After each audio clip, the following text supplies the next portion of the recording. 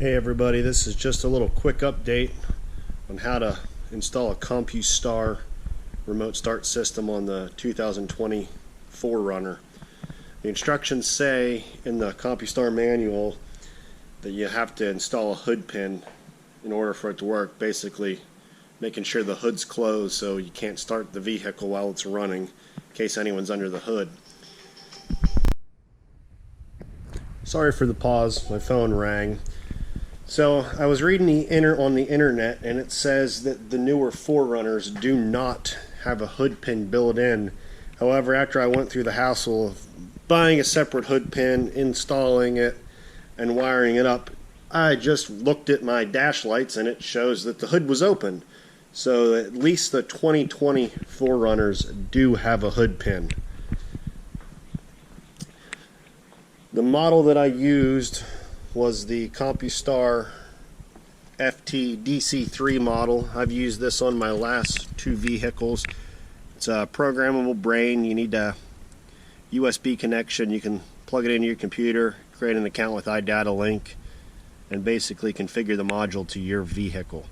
Now, one of the nicer things about the newer models that the older models don't is you can get a T-harness.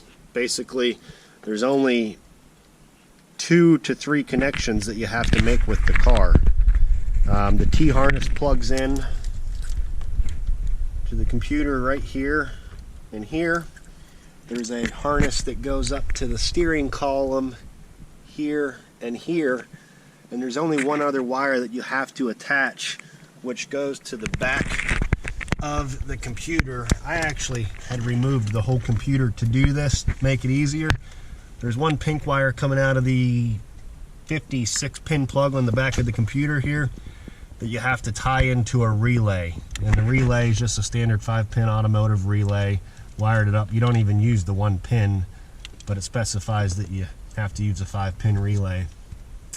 The old way to do this, which I have previously done on some of my older cars and my older 4Runner, is actually using a high current harness,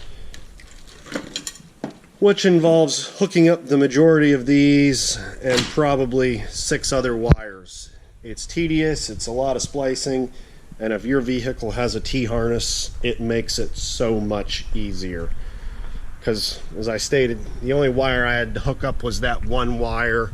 I added another wire for the hood pin later to find out that I did not need it. So in order to do this, you always want to make sure you unhook the battery. You're working around the airbag here. You don't want that accidentally going off on you.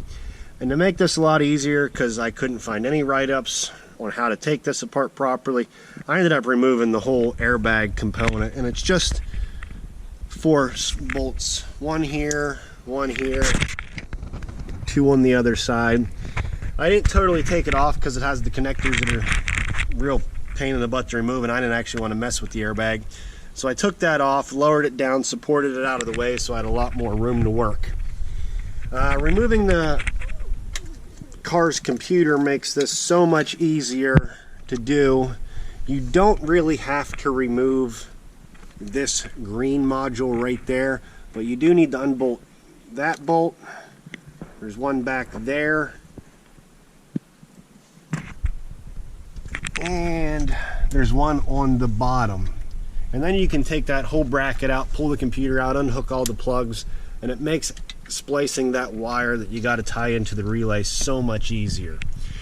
For those that don't know how to take the dash apart, basically there's a bolt here on the bottom, there's a bolt over here hidden behind the panel, and you just pull out on it, pull out on the front, and it comes out. The steering column is by far the biggest pain in the butt to remove. There's 2 screws that go behind the steering wheel, one on this side, one on the other side. And basically, as you're doing it, once everything's connected, they lock in place pretty firm. But I'd always found that if you get it right near the line and push in and then pull down, it makes it a lot easier to pop the retaining clips out. Also, in the newer 4Runners, to get the lower dash panel out, you have to remove the AC trim panel that's connected right here, and it just pulls forward. Real easy to remove. So I got everything wired up, got everything working, tested it out. There's a little bit of programming you got to do with the unit. If you bought the unit, it says it in the manual. It's fairly simple. Nice thing I like about the Compustar units is you can choose the antenna that you want. You can get simple one-way communication with a couple 100-yard range, and they go all the way up to cell phone, drone mobile things that you can use from an unlimited mileage. I like it for when I'm at work, cold days. I bought the 2-mile antenna. I found they're never as advertised. I previously had used a different antenna and I wasn't able to start my vehicle from work. The two-way remotes are real nice.